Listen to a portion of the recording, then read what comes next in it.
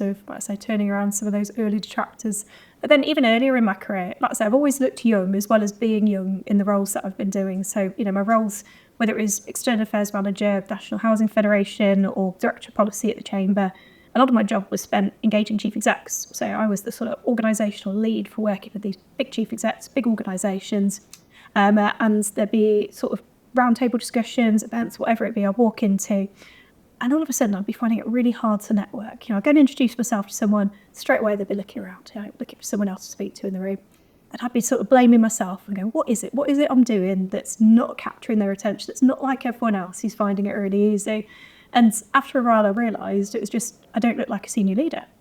They're making a bit of an unconscious bias judgment of, I'm here to network with sort of really senior folks, build some really useful contacts. You look like you're a recent graduate, you're probably not going to be that useful for me. Or I don't know what I'm going to talk to you about because you're perhaps not someone I have a lot in common with.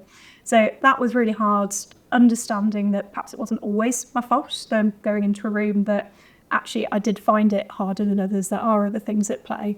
But then also learning how I could turn that to my advantage and find those ways of going, well, if I know I'm going to have to work harder, what are those first 30 seconds